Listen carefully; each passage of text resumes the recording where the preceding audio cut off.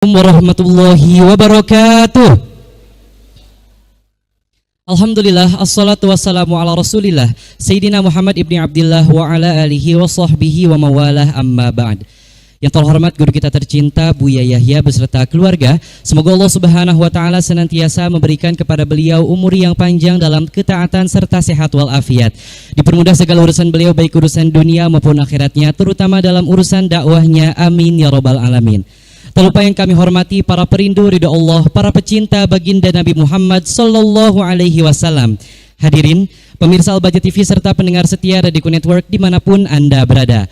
Alhamdulillah wa syukrulillah, segala puji bagi Allah subhanahu wa ta'ala atas segala limpahan nikmat dan karunia agungnya. Hingga pada kesempatan kali ini saya Muhammad Zaki dapat kembali bersilaturahim dengan Anda dalam keistiqomahan belajar bersama dalam kajian Al-Hikam Ibnu Athaillah As-Sakandari.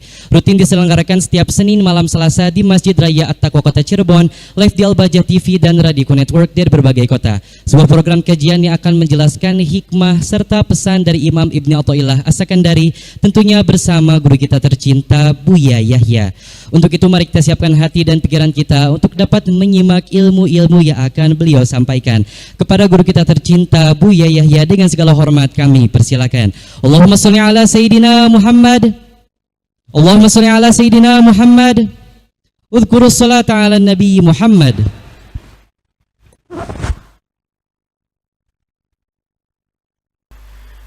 Kita langsung kepada hikmahnya Imam Ibn Athaillah As-Sakandari.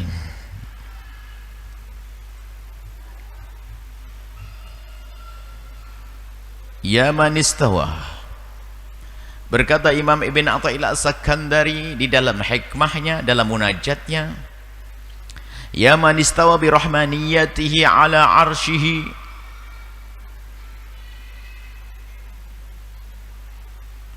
wahai zat yang telah beristiwa dengan kasih sayangnya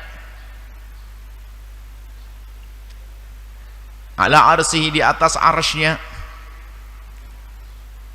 Di sana ada firman Allah Ar-Rahmanu 'alal arsy istawa. Ar-Rahmanu 'alal arsy istawa. Maka di situ harus difahami dengan pemahaman sesuai yang diajarkan oleh para ulama, bahwasanya Allah adalah yang menciptakan arsy, Allah yang menciptakan tempat. Allah tidak perlu dengan tempat dan Allah tidak perlu dengan arsy. Maka di saat membaca ayat ini jangan sampai terlintas di benak kita Allah bertempat di atas arsy. Akan tapi Allah beristiwa di atas arsy, dan istiwa maknanya macam-macam. Sampai ada 20 lebih makna istiwa. Istiwa dalam Al-Quran dimaknai macam-macam. Istiwa, orang menjadi gagah, Sayyidina Musa istawa. Istiwanya pohon meninggi. Istiwanya perahu adalah bersandar. Istawa banyak. Jadi istiwa itu maknanya akan diketahui kapan kita tahu zatnya. Yang beristiwa itu apa? Jika dikatakan pohon beristiwa, maka pohon meninggi. Jika dikatakan perahu beristiwa, maka perahu bersandar.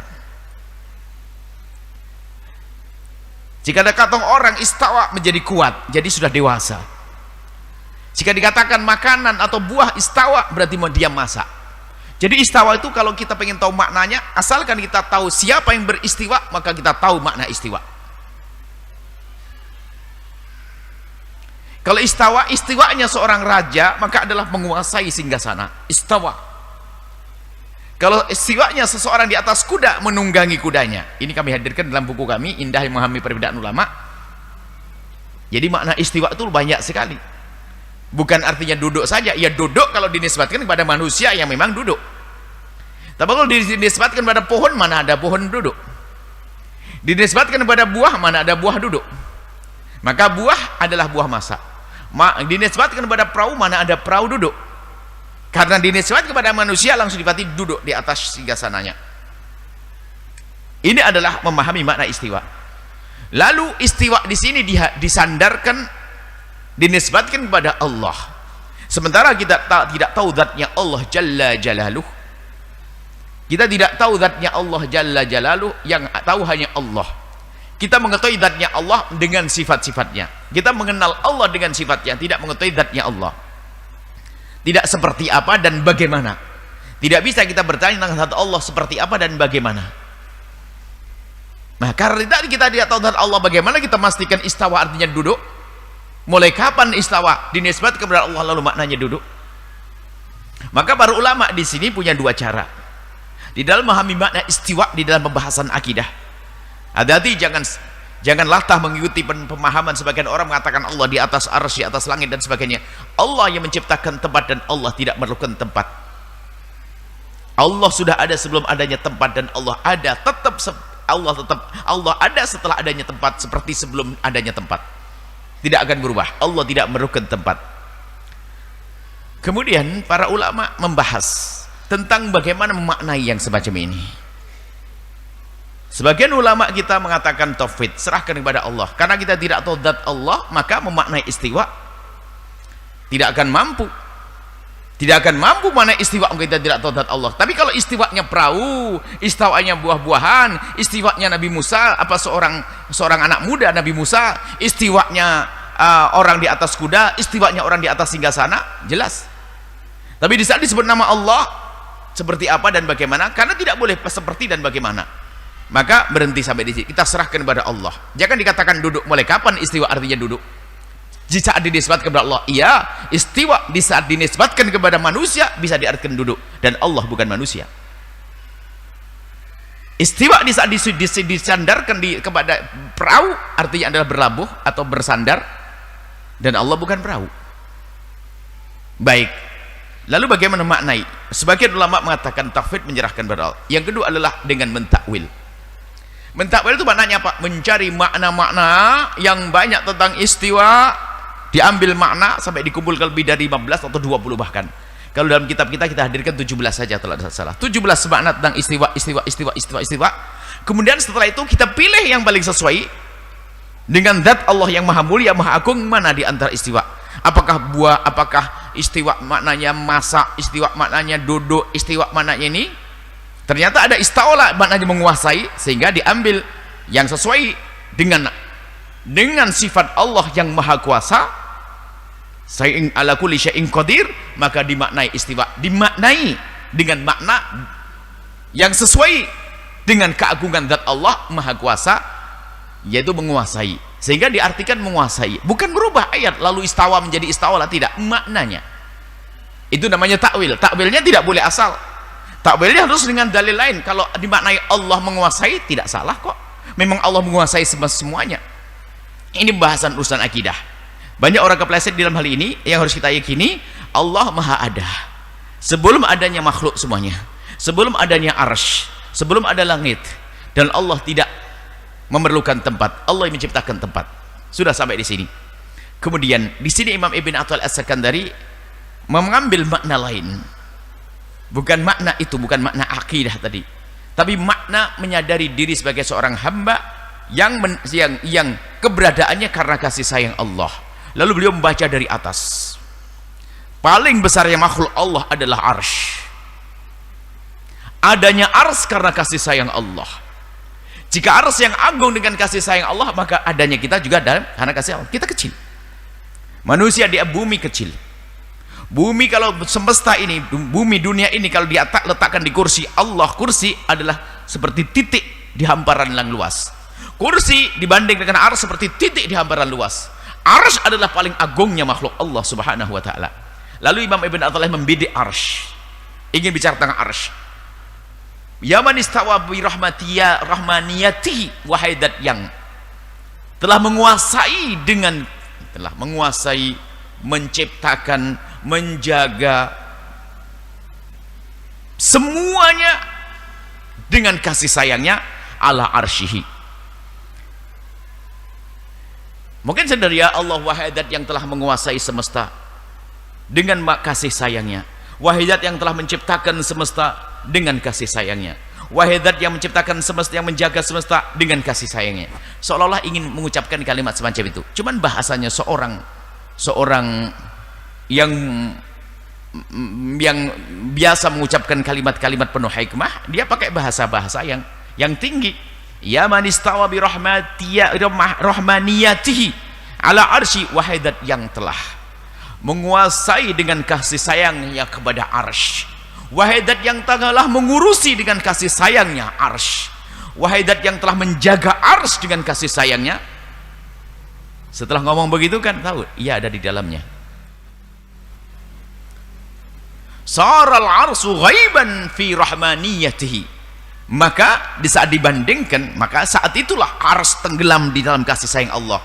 Artinya adalah kalau bukan karena kasih sayang Allah tidak akan ada arsy. Berarti adalah arsy di dalam kasih sayang Allah. Arsy di dalam kasih sayang Allah.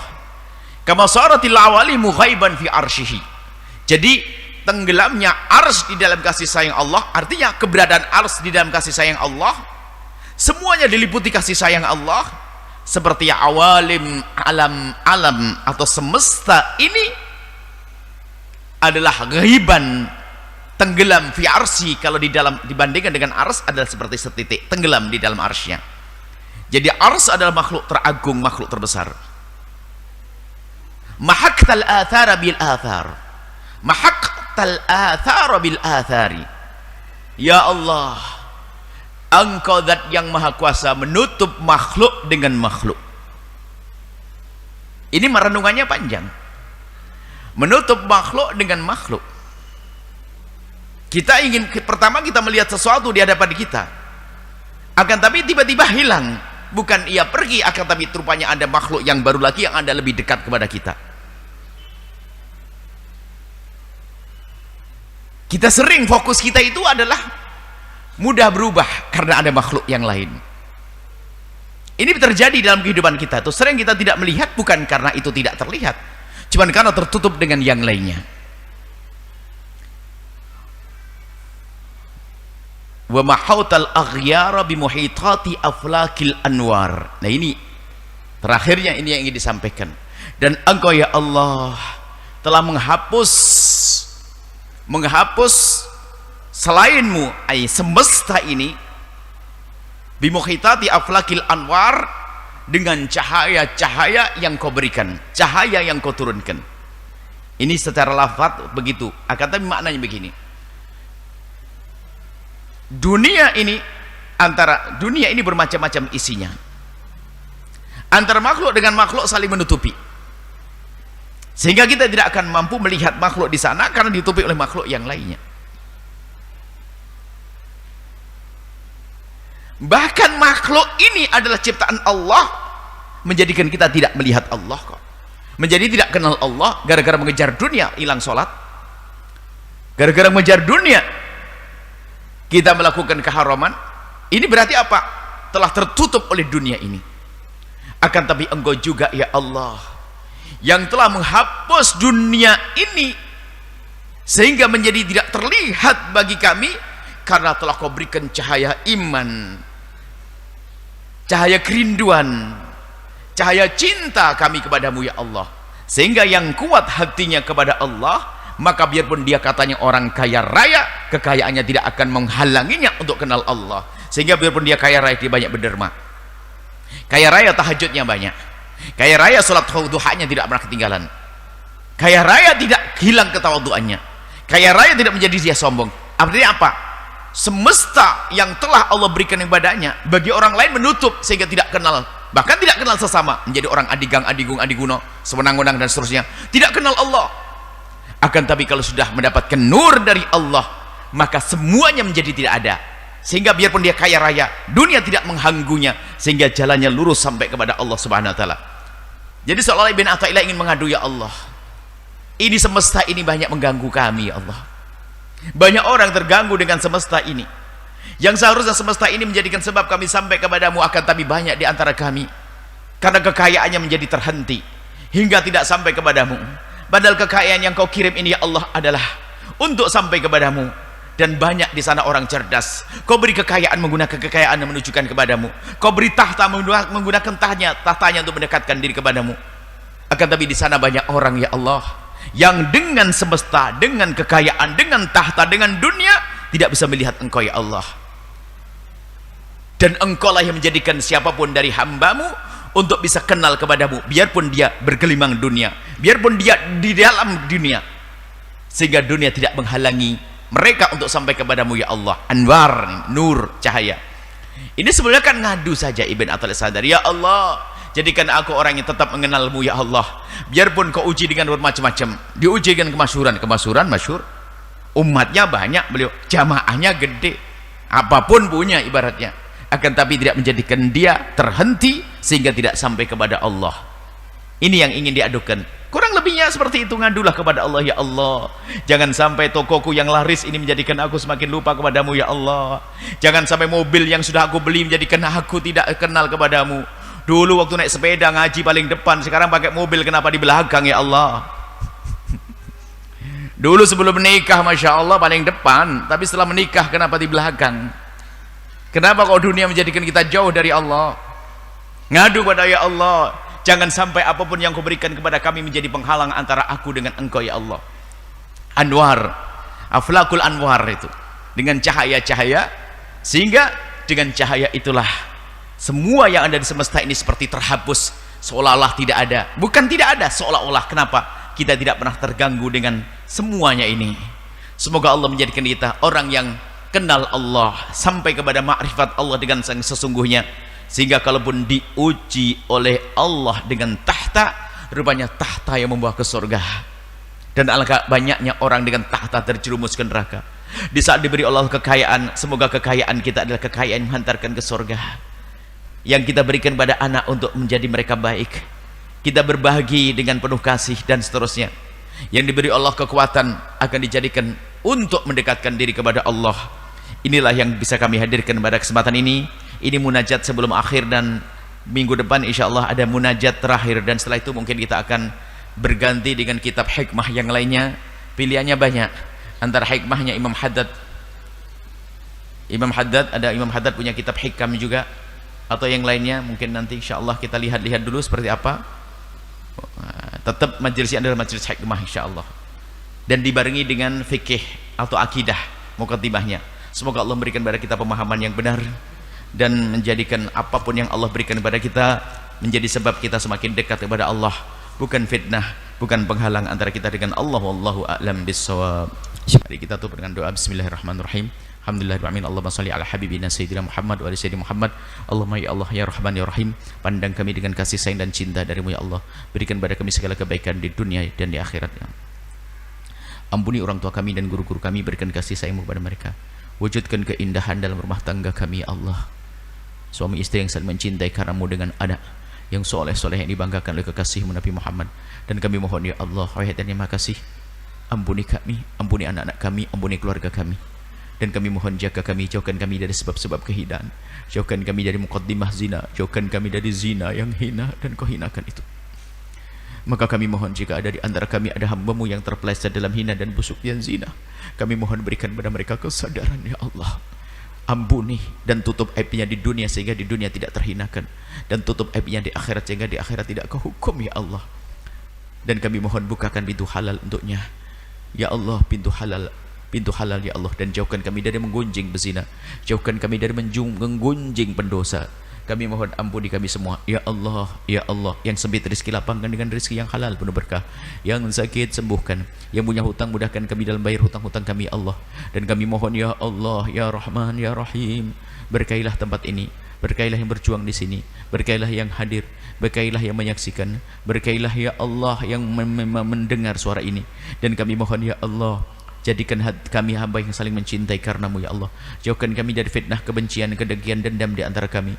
Maka kami mohon ya Allah, jika ada orang berbuat salah kepada kami, menyakiti kami, zalim pada kami, aniaya kepada kami, memfitnah kami, menggunjing kami mohon ampuni mereka, jangan hukum mereka, karena mereka umat kekasihmu Nabi Muhammad. Ya Allah, jauhkan kami dari berbuat zalim kepada siapapun dari umat kekasihmu Nabi Muhammad. Panjangkan umur kami dalam ketaatan serta sehat walafiat. Berikan kepada kami semua husnul khatimah, mati dalam keadaan iman. Dan kami mohon ya Allah, jadikanlah ucapan kami di akhir hayat kami kelak, saat Engkau hendak mencabut nyawa kami ingin saat itu ya Allah, hati dan lidah kami mampu mengucapkan kalimat agung dan mulia, la ilaha illallah sayyidina Muhammad Rasulullah, la ilaha illallah sayyidina Muhammad Rasulullah, la ilaha illallah sayyidina Muhammad Rasulullah sallallahu alaihi wasallam. Rabbana atina fid dunya hasanah wa fil akhirati hasanah wa qina adzabannar. Wa sallallahu ala sayyidina Muhammadin wa ala alihi washabbihi wasallam. Walhamdulillahirabbil alamin. Al-Fatihah.